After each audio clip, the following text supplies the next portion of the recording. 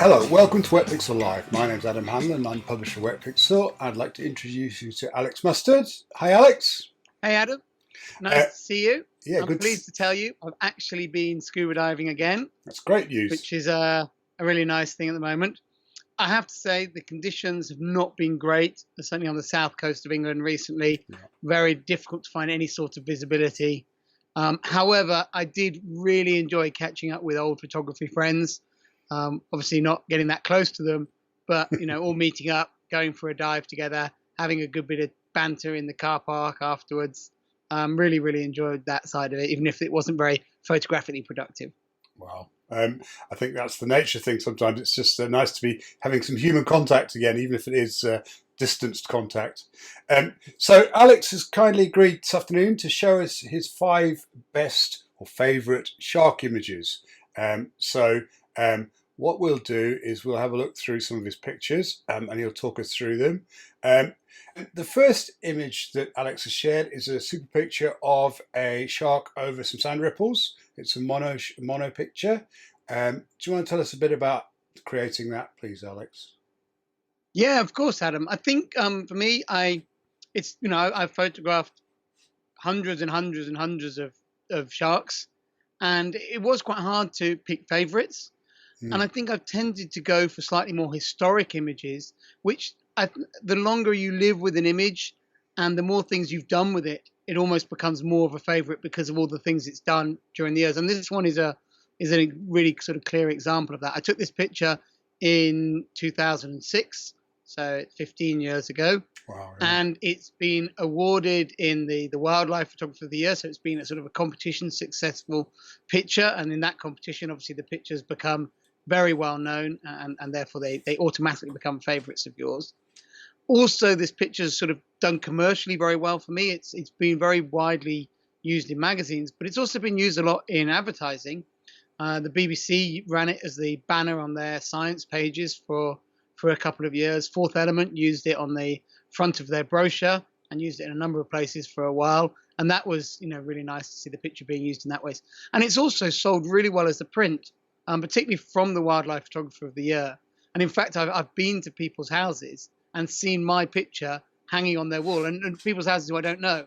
Yep. I've met people for the first time, gone to visit them, and seen this picture hanging up and go, "Hey, I took that." They're like, "No, you didn't." I'm like, "Yeah, I did. I'm an underwater photographer." Really? So it's that's kind of it. So for those reasons, it really resonates. Also, this picture was taken on a Wetpixel trip that I co-led with Eric Cheng. And we had a real sort of, hardcore of Wetpixel on that. James Wiseman was on that trip, and lots of other people who were really active in the forums in those days. And I remember it was definitely the period where people wouldn't introduce themselves by their name. You wouldn't say, "Hi, I'm John." You'd introduce yourself by saying, "I'm Nikon Shooter 20" or something like that. So it takes me back to those days. So it's really nice. Wetpixel aliases.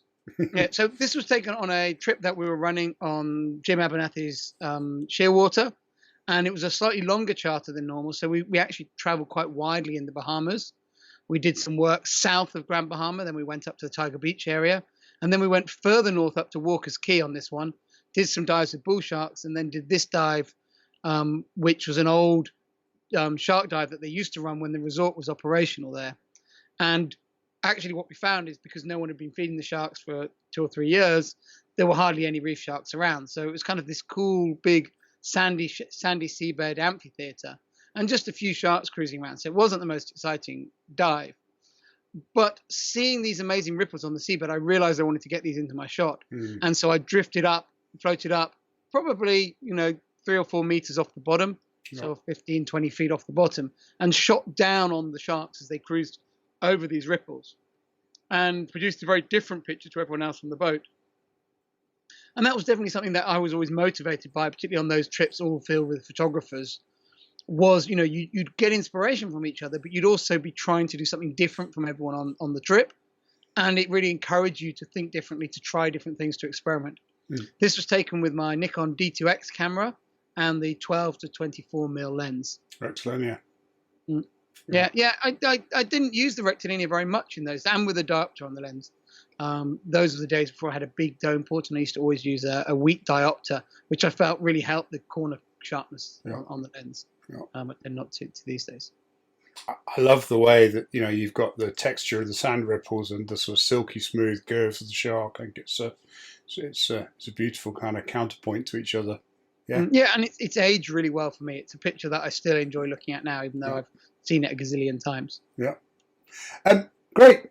So the next picture we're going to look at is this lovely picture of again of a whale shark silhouette. And where was that one shot, Alex? So this one is another sort of similar background. It's another Wetpixel trip. This time I was running it on my own in Isla Mujeres.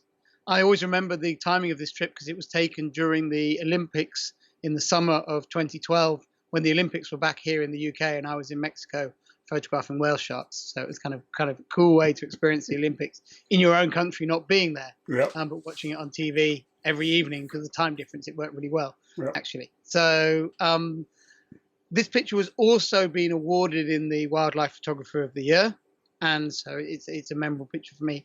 This picture, I think, has got quite a funny story for me, because when I wrote the notes to send to the group before that trip, I said to everyone, one of the shots you can try is a silhouette shot, but personally, I don't like the silhouette shots. The sharks tend to look quite inelegant from that angle. They tend to be sort of not very sharky shape. They sort of end up with a big belly, and the head doesn't look very nice in silhouette. So I was sort of telling people, don't do this shot. And then on the first day we were having such great shark action, I ended up doing this shot, and I really loved this shot. And so obviously after that, then showed everyone this shot and said, yes, it can work really well. And so then everyone else the rest of the week was doing lots of silhouettes as well. But I think why this picture really works for me is it's all in the small details. Doing a silhouette of a whale shark shot, I wasn't the first person to take a silhouette of the whale shark, and I certainly won't be the last person. But I think this shot works really well because all the small details are absolutely right. I think the key thing in this picture was I realized that I wanted the shark coming directly out of the sun. This was partly a technical thing because the sun was quite low in the sky because it was early in the morning. I needed the shark coming from that side of Snell's window, or that direction, so that the sun was nicely behind the shark. If the shark was going towards the sun would still be in the picture, or the shark would be too far overhead. And I think the reason why this picture's got a nice angle on the shark is the shark is coming quite towards the lens. I'm not looking up at the shark. Obviously looking upwards, but I'm not looking straight up at the shark. I'm looking up at an angle. And so the shark is coming into the frame, and that gives the shark very nice proportions. You feel the power of the tail pushing it through the water. And I love the bow waves around the snout of the shark as it's sort of ram feeding its way through the water. And all of that matched up with the very nice sunbeams, but the symmetrical nature of the sunbeams, I think, makes the shot really, really nice. Now, the final thing I'd just say before I shut up on this one is I actually always preferred this picture as a color shot. But I decided to enter it in the competition as a black and white shot because I felt it was more remarkable as a black and white shot. It's kind of one of those calls you make in terms of I felt it had more chance of doing well in a contest as a black and white shot, even though I prefer it as a color shot. And so it's become very well known as a color shot. As a black and white shot, even though I actually like the shot more as a color shot. It's possibly, for those people who never tried it, actually trying to get the timing right of the shark and the sun at the right angle and in the right position, and you relative to both the sun and the shark all at the same time is actually quite challenging, and doing it while on breath hold too. So actually the physical ability to be able to get there is a no mean feat by itself. Well, I had a big cheat to help me with that, and it wasn't some pony bottle or anything like that. It was I was using a really small camera to take this shot. I had with me on this trip my D4, and I had a D800 as well that Ryan Cannon, who was on the trip from Rephoto Video, had with him. And I was using that quite a bit as well on the trip. But actually the camera I took this with was an Olympus OMD EM5 in a very small housing with a small dome, and it had no handles on it. I was just holding the housing. And being such a compact rig just meant I could fly through the water. I obviously had big free diving fins on and all that stuff. But I was really, really maneuverable with such a small camera, the small weight of it. And that played a really important part in getting this camera exactly in the position that got me all that precise detail in terms of the framing. Yeah, it just shows you sometimes that the smaller camera allows you to get into places or allows you to be in places which you'd struggle with a bigger camera. Yeah, absolutely. Yeah, and being 8 years ago, that was a time when people really, a lot of the serious shooters out there really looked down their noses Yeah, at the Micro Four Thirds, and I remember and that winning in the wildlife photographer, and it was printed. They print them really big there, yeah, and they're backlit, and everyone stares at them in detail, and people would come up and go, "Wow, I love all the details in it." And at that point, they hadn't read the caption and read the camera. And these were, all serious pro shooters, all shooting with, top line cameras. And I took this with the Olympus, and they'd be, "Wow, I can't believe it," because hardly yeah, anyone tried it back then. So it was a really nice sort of feather in the cap for that system. definitely. So your third image is this amazing picture of a great hammerhead. Well, I was going to say I'm not sure where it's taken. Actually, I was about to guess where it's taken, but I won't now. I'll let you. It's taken in Bimini. So Oh, okay. I'd have guessed right. Yeah, good. I wanted to put a picture in that had a diver in, because for me, part of the feeling that I always think of sharks is that experience of the encounter. Mm. And while I like preferentially to shoot natural history, natural feeling and looking pictures of sharks, Yeah. I think that every now and again it's really important to get pictures with people in, because that's a really important part of the experience that you have.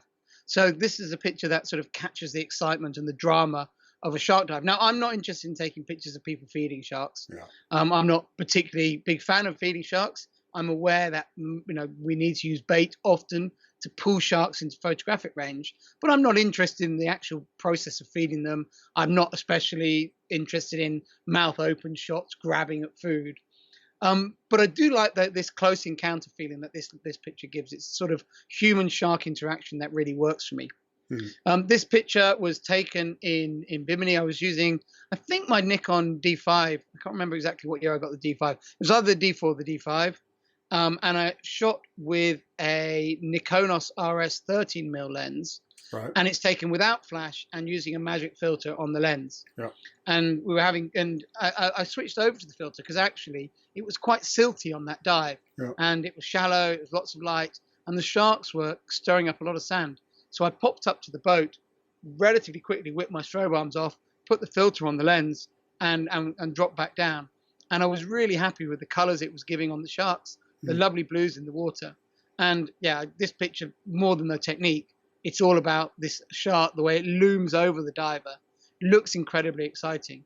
And great hammerhead sharks are definitely my favorite species of shark. I think they're real athletes. They're fast. They're incredibly agile for such a huge animal. And they're just amazing to spend time with. They seem very intelligent, very considered in all their movements, and very precise. So yeah, it really captures that feeling of diving with them for me. I think your position and the shark's position and the diver's position relative to each other really emphasises the size of the shark in the frame as well. The fact that you've got a bit of perspective difference between the diver on the seabed, the shark in relative mid-water, and then obviously you a little bit above it, really makes the shark stand out in the frame in terms of its size. I get, as you say, it has got a bit of forced perspective, but this is how big the shark felt. That's the way I look at it. They are big too. They do get huge. The females, this is a female great hammerhead, and they do grow to 6 meters. Yeah. This one was probably about 4 meters, but still a really huge animal. Yeah. And I love the forced perspective. And obviously, it could just be a really small diver. It could, yeah. Midget diver with a big shark. Excellent. There's its new title. Good. And so your next image that you've chosen is this blurry tiger shark. So I chose this one as well because it's from it's actually from the same Wetpixel trip as the shark over the black and white ripples, taken on the same trip as that. Yep. And this is a photo that I think really sort of struck home to me that underwater photography isn't just about scuba diving. And on that trip on the Shearwater, at the end of the day, they would quite often bait the sharks up to the swim platform at the back of the boat. Yeah. And we'd sit on the back of the boat with, just our cameras in the water and our feet on the swim platform and take pictures, without looking. And it was such fun because it would hurt your back leaning forward that much. So no one wanted to do it for that long. but you really wanted the shots. And I just remember the fun and the laughs we had on the back of the boat, mucking around with the shark, mucking around trying to take photos, but also trying to take creative and original underwater pictures. And this picture is from 2006 as well. And at that time, I don't think anyone had ever taken a long exposure panning shot of a tiger shark. So it was a really, really quite original shot. In fact, it's not a subject you see many pictures of that technique with now. No. People tend to do it with more common and more easily encountered sharks. Yeah. And so for me, I was always really proud that I'd not only got a really cool subject, but also shot it in a really interesting and unusual way. Yeah. And I love the reflection on the surface. The panning works really well, really nicely. But more than that, I just remember the fun we were having doing these shots and experimenting and shooting. And the sharks would come up and you'd try your shots and you'd shoot away. And, then the shark would go away and you'd all pull your cameras up and have a look and a laugh about what you got. And it just takes me back to those fantastic fun times we had on those Wetpixel trips back then. Which camera was that shot with then, Alex? That was a Nikon D2X. So the same as the first picture in this series, same trip. And this is a fisheye shot. May have just been 10.5. I actually don't know without looking up. Either 10.5 or 10-17. I'm trying to remember if the 10-17 was out in 2006. No, it may not have been, actually. So I think this is a 10.5 fisheye because it was just before the 10-17 appeared. Yeah, that's very lovely. And then an iconic image, certainly, I don't know, certainly locally, it's very iconic, of a basking shark with... is it St. Michael's Mount behind it? Yes. So this picture here, as many people know, because I always try and be very open and honest about it, is a digital composite image. But it's a digital composite image where it was all taken on one day in the same location, the same area. It's not a shark from one place in another. We had basking sharks swimming around St. Michael's Mount on this day. And one of the main reasons I wasn't able to capture this entirely in one frame is the fact that I just didn't have the weather that really would work for me at the time. When the sharks were in close to St. Michael's Mount and the light and the conditions were right for doing a split there, it was cloudy and I just couldn't get the right exposure above and below, because then when it's cloudy, the underwater part becomes very dark compared to the above water part. And there wasn't enough to capture that. And then later on, when it was sunny, there were either no shark, the sharks had moved to another area. So, but both pictures are taken with the same camera, the same huge dome port that I showed in the other video, the 55-centimeter dome port we used for both pictures on the same day. The settings and everything is identical for the picture. I just never got the shark in this area. And I was happy to use, this was obviously the vision for the shot I wanted. I was able on the day to collect the parts I needed for it. And I was happy to put those sections together, the two parts together. But I know loads of people use Photoshop for their pictures all the time and don't feel the need to tell anyone about it. But I always felt with this picture, I wanted to be really open and honest about it so that I wasn't misrepresenting my photography in any way. And Doug Perrine, who was with me on the boat that day, always said, he was there, he'd vouched for the shot, was very representative of what we saw that day. We just didn't get the chance to capture this shot in one frame. The basking shark shot is a split, and the original of the basking shark has just got clouds in the sky, and it's still a really nice shot. And I've considered sort of entering that shot as a standalone shot in a competition because it's really nice. The split is from that shot, so it's got a lovely clean split, nice clouds in the sky. But because I've used the shot in this form, I've never shown anyone else the original of the shark, even though it's actually a really nice shot on its own. But this was the vision I had, so this is the version that I've put out there. And what I'm really proud of this image for is not the photoshopping or my honesty or anything about that, but it's that this picture has been very, very widely published, particularly in the UK, but all around the world. And it's because of the very recognizable landmark in the background. I think it's really helped the mainstream media for members of the public to really appreciate that we have these amazing great creatures, animals around our coast, because they see recognizable British scenery in the shot. And so it really takes people really close to this animal. And I think it's made people really be amazed by we've got these animals in our waters, but also want to do something to help conserve them and protect the waters for them. So it's been a really valuable shot from that perspective. I think the idea of a split generally is it anchors the underwater stuff or the underwater subject with the surface, and that, you know, is a very powerful image. Most people in the UK don't realise that we have animals like this living in the sea, relatively accessible, and that, I think this is a really good example of a very educational image too, one that can really make people think about what's in the sea, which is really nice. So that's my 5. Yeah. But I have cheated and given you a 6th one, which you may want to show or not. You always cheat, Alex. Yeah. Wonderful. Yeah. So, smiling great white shark.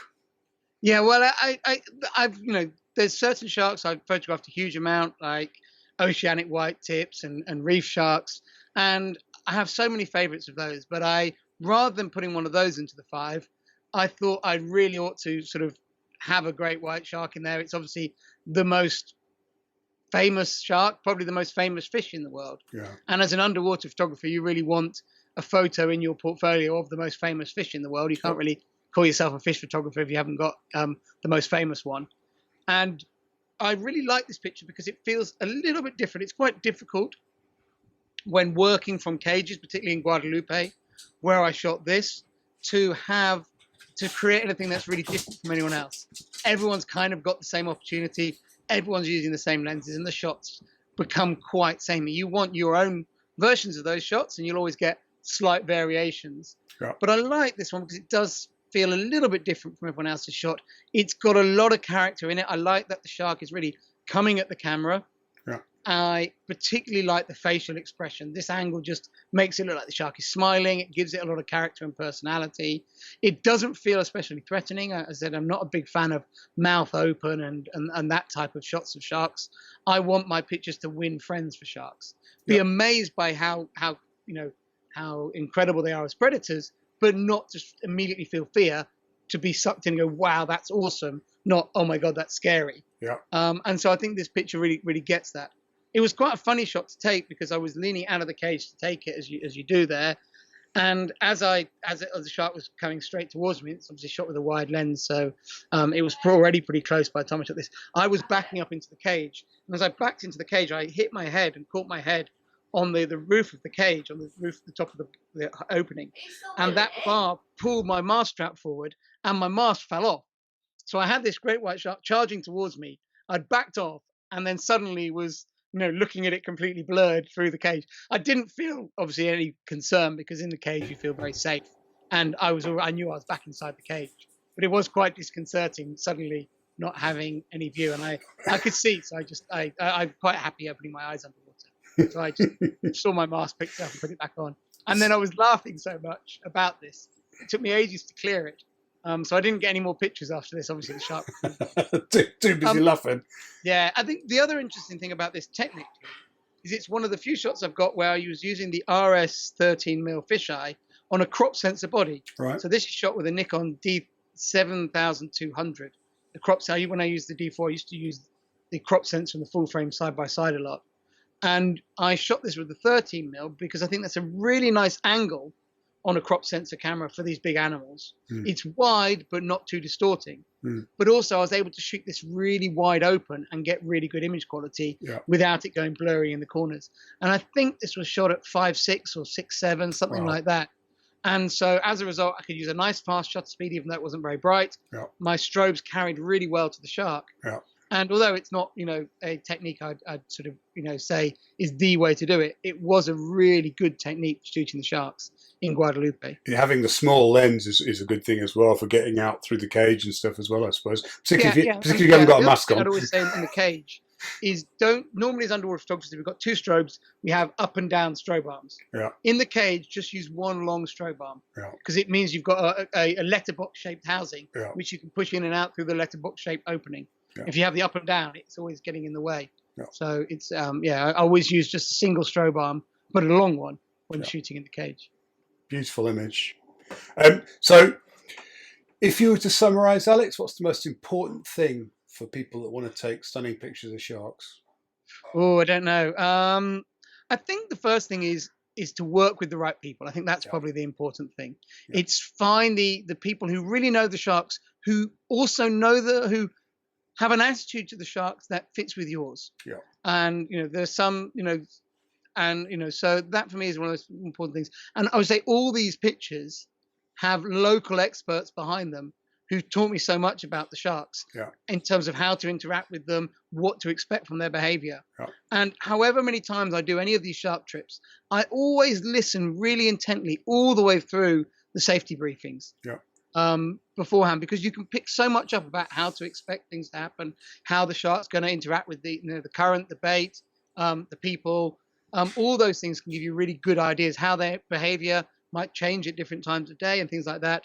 And all those things can really give you a step up. And I think that's really important part, is find the right people to work with and then really listen to those experts. Yeah, I've those guides that make all the difference. I've worked with operators that know the sharks individually and actually know them by character as well. And that's phenomenal. They can really get you in the right place at the right time to get stunning images. Yeah, quite agree.